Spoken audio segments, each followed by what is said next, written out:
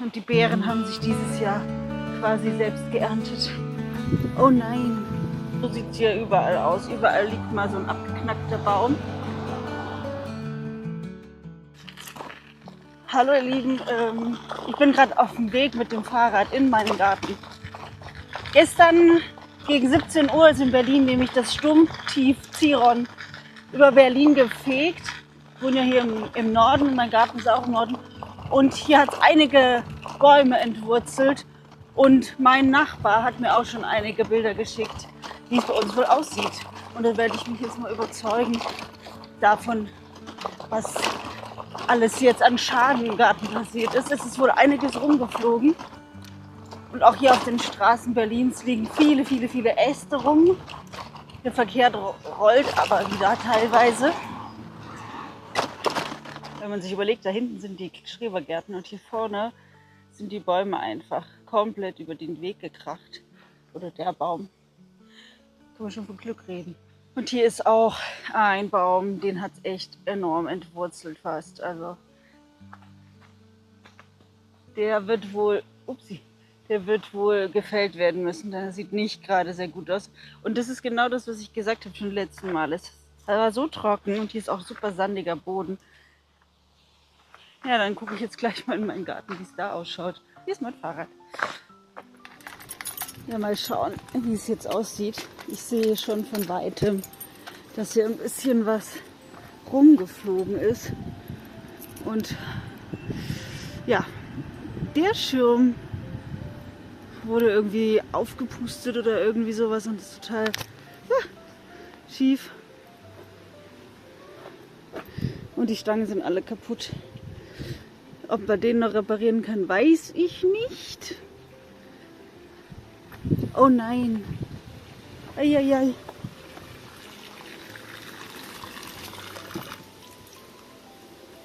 Wie ist das denn passiert? Hier ist auch in meiner Rumpelecke alles umgeplumpst.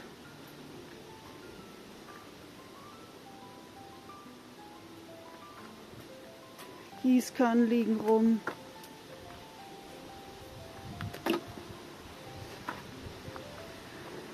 Ja, auf der Wiese liegt ganz viel Moos von unserem Dach. Hier ist noch ein Schirm umgefallen aus der Verankerung.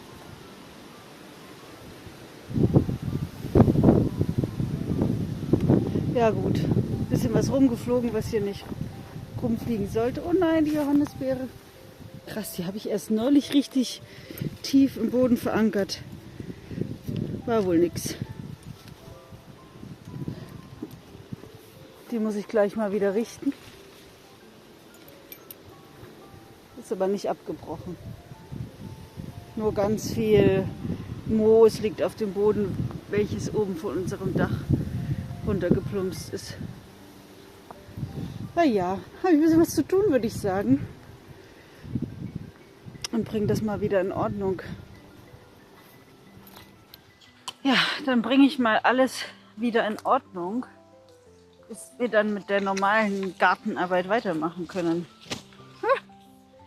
Es ist immer noch enorm stürmisch.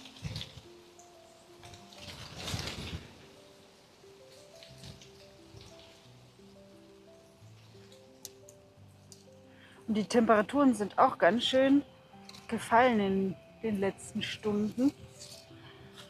Also wir haben jetzt gerade mal noch so 21 Grad und die Beeren haben sich dieses Jahr quasi selbst geerntet. Ja, ich wurde gerade ein bisschen unterbrochen.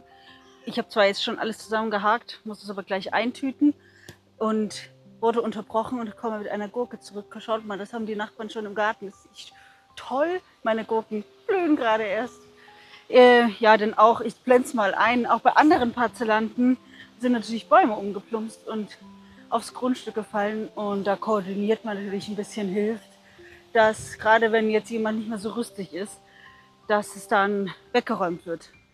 Ja, so, ich fege das jetzt noch zusammen. Ich packe das in eine extra Tüte. Das Moos verrottet unfassbar schlecht auf dem Komposthaufen.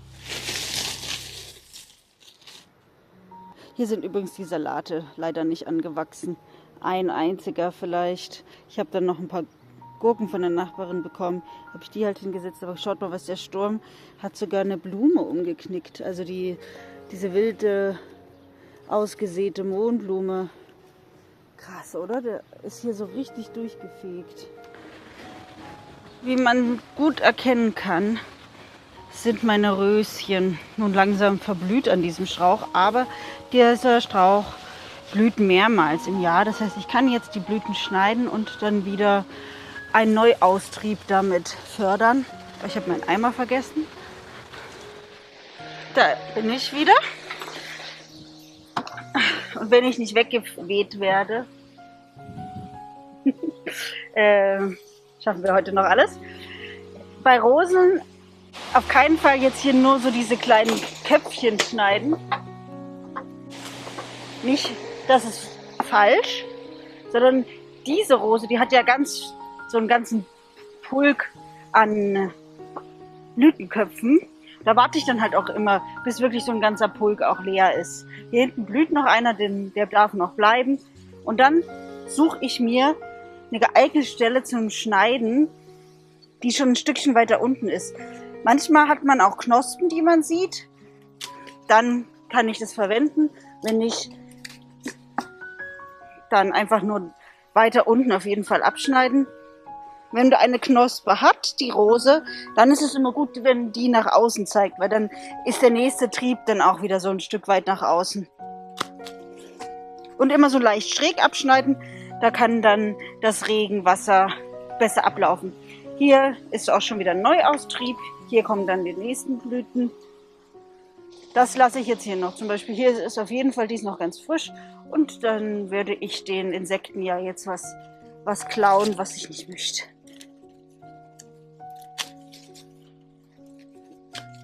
Also ich zeige es jetzt nochmal, wo man genau schneiden soll. Und zwar hier unten deutlich, wo alle Stränge zusammengegangen sind danach und dann leicht schräg. Ach so, wenn euch das Video bis hierher gefällt, vergesst nicht zu abonnieren. Das würde mich sehr freuen und ihr unterstützt damit natürlich meinen Kanal. Vielen Dank, weiter geht's. So, die Rose ist fertig. Gucke ich nochmal nach den anderen. Der Sturm hat auch den Wein ganz schön durch die Gegend gejagt. Den werde ich gleich mal hochbinden. Sonst findet man ja die eigenen Rosen gar nicht mehr. Im Übrigen hier gegenüber, unter dem Apfelbaum, habe ich eine Rose, die jetzt auch in voller Blüte steht, die ich nicht schneiden muss. Da schneide ich höchstens mal, wenn hier ist was abgebrochen, das kommt mal weg. Oder ich richte etwas. Aber dadurch, dass das eine wilde Sorte ist, die auch sehr gut für die Insekten ist, macht es der überhaupt nichts aus, wenn der am Ende auch kleine Hagebutten quasi dran kommen. Die blüht jetzt so oft, wie sie blüht und ich muss die gar nicht runterschneiden. Die darf nämlich so wild sein und ist keine Züchtung, die da so viel Anspruch hat wie diese ganzen Duftrosen. Da es mich jetzt doch ins Haus getrieben hat, zeige ich euch mal kurz, was mit den Samen passiert, die ich zum Trocknen vor ein paar Tagen schon in die Sonne gelegt habe. Die sind jetzt tatsächlich so spröde geworden.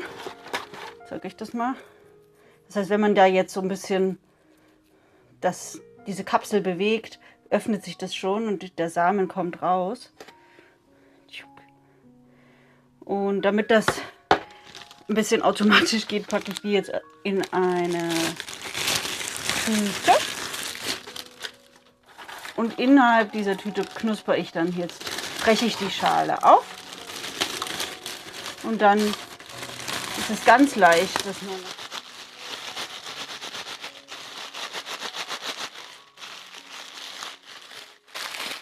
so, nach ein bisschen Rascheln kann man jetzt schon, glaube ich, super gut sehen, wie viele Samen hier unten in der Seite sogar noch besser, wie viele Samen da jetzt drin sind.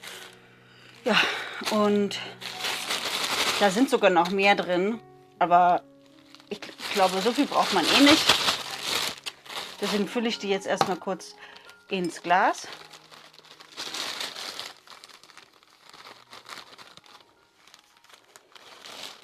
So, das reicht mir. Wenn ich das jetzt habe, hier sind noch 2, 3 Körnchen oder auch 10 auf dem Tisch gelandet, fülle ich die hier in meine Tütchen um, die ich noch vorher beschrifte. Ich hatte ja noch Asiasalat 2025 eigene. Ich mache das immer in mehrere Tütchen, da kann ich das auch verschenken.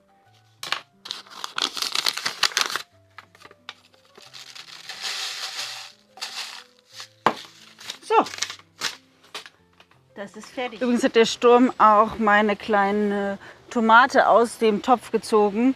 Deswegen sieht die ganz traurig aus. Ich habe die jetzt wieder reingesteckt. Ich hoffe, sie fängt sich wieder, damit ich sie demnächst einpflanzen kann. Und hier hängen übrigens jetzt die Zwiebeln. Die habe ich so mehr schlecht als recht so halb geflochten und jetzt hierher gehangen. Aber sie sind schön sauber. Der Wind und die Sonne haben ein bisschen angefangen, sie zu trocknen. Und das ist eine wunderbare Ausbeute für mich in diesem Jahr. Wie sieht es bei euch aus?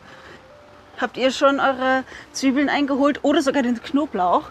Ich habe gesehen, bei einigen ist der Knoblauch bereits aus dem Feld geholt oder bei mir aus dem Hochbeet. Ich werde wahrscheinlich noch ein bisschen warten, aber demnächst hole ich den auch raus, im nächsten Video bestimmt. Und auch bei den Kartoffeln. Da liebäugel ich auch langsam, dass ich die raushole.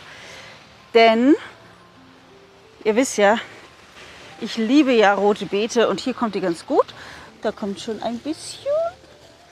Aber stellt euch vor, ich könnte hier in dem Beet auch noch meine komplette Ladung rote Beete machen. Das wäre doch nett. Ja, mal schauen. Vielleicht in einer Woche hole ich die raus. Ich weiß nicht, habt ihr eure Kartoffeln schon geerntet? Ich weiß es nicht. Was gibt es Besseres, als durch den Garten zu gehen und einfach solche Schoten wegzusnacken. Und übrigens die Sorte weg ist er. Wie der Name, so ist das Programm. Ja, was ich jetzt noch mache, ist eine Ummantelung, also mit so Wellpappe um meine Apfelbäume, damit ich diese vor dem Apfelwickler schützen kann. Das ist am besten jetzt schon im Juni für das nächste Jahr. Und zwar immer so eine Wellpappe nehmen, eine Schnur mit der welligen Seite nach innen um den Baum wickeln und im oberen Drittel festziehen.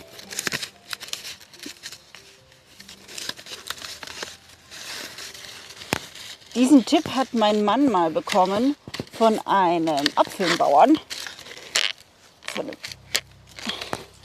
Und der Trick besteht darin, jetzt zu warten, bis die Schadinsekten in die Pappe von unten quasi reinkriechen, in diese Kammern.